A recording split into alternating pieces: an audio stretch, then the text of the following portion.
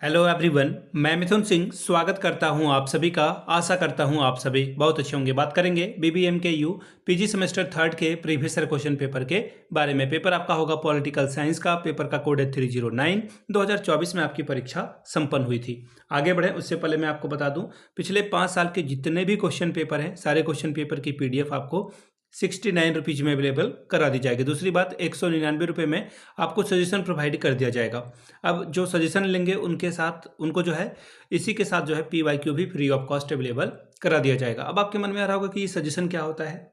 Suggestion यानी कि very very important question, ऐसे सवाल जो एग्जाम में बार बार पूछे जाते हैं, आंसर के साथ आपको प्रोवाइड कर दिया जाता है। अब यहाँ से आप देख लीजिए, सजेशन बनाने के लिए हम लोग आपके सिलेबस के हर एक टॉपिक को ध्यान में रखते हैं। दूसरी बात, पिछले 10 साल के PYQ को ध्यान में रखा जाता है। तीसरी बात कि सिलेबस के हिसाब से जो लेटेस्ट एग्जाम पैटर्न है, अभी क्या चेंज हुआ है वो, और आखिर में मेरा खुद का एक्सपीरियंस, मैंने BEd MAd कर रखा है और 3 अलग अलग सब्जेक्ट्स में मैंने PG की डिग्री भी ले रखी है। यहाँ से मेरी ईमेल ID आप देख सकते हैं, yourmithunsingh@gmail.com पे आप मुझे मेल कर सकते हैं। इंस्टा पे अगर आप हो, डू फॉलो मी @imithunsingh। बाकी आप मुझे व्हाट्सअप कर सकते हैं 7979054474 पे। तो चलिए सीधे पॉलिटिकल साइंस के 309 वाले क्वेश्चन पेपर को देखते हैं कि किस तरह का सवाल यहाँ पर एग्जामिनेशन में आया हुआ था।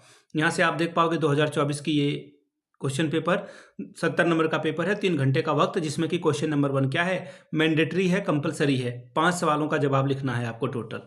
चलिए, अब ग्रुप A आ चुका है। यहाँ पर छोटे छोटे 6 क्वेश्चन पूछे जाएंगे MCQ फॉर्म में, और आपको सही ऑप्शन को चूज करना है। एक एक नंबर आपको मिलेगा। पहला सवाल देखिए क्या है आपके सामने। When was the Universal Declaration of Human Rights adopted by the United Nations? संयुक्त राष्ट्र के द्वारा जो है मानव अधिकारों की सार्वभौमिक घोषणा को कब अपनाया गया? तो दिसंबर 1948 में, 10 दिसंबर 1948 में। यानी कि ऑप्शन नंबर आपका C जो है क्या होगा, बिल्कुल एब्सोल्यूट करेक्ट हो जाएगा। अगला सवाल देखिए क्या है। Under whose presidency was the joint declaration of human right adopted?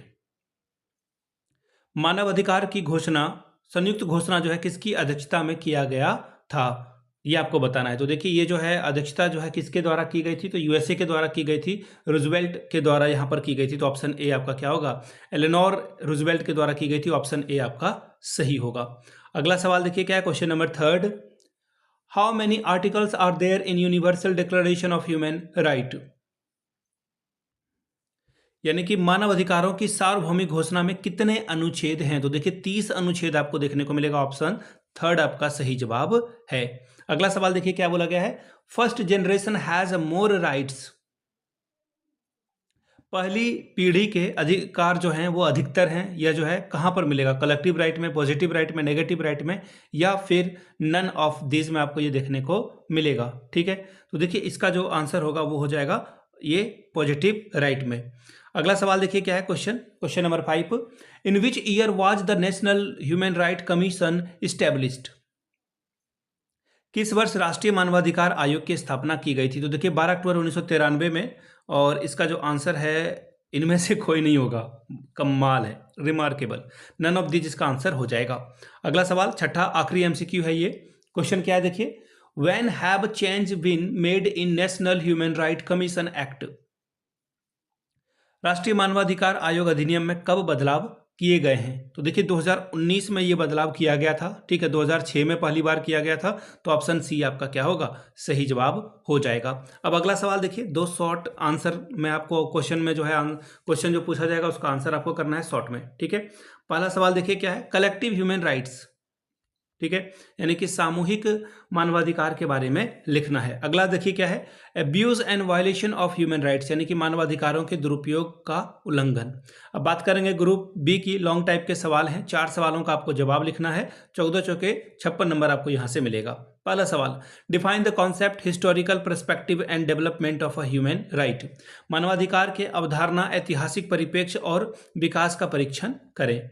अगला सवाल है, describe the various types and clarification of human rights, यानी कि मानव अधिकारों के विभिन्न प्रकार की और वर्गीकरण का वर्णन करें। नेक्स्ट सवाल है, discuss the right mention in the universal declaration of human right 1948, यानी कि मानव अधिकार को सार्वभौमिक घोषणा 1948 में वर्णित अधिकारों और महत्व का वर्णन करें।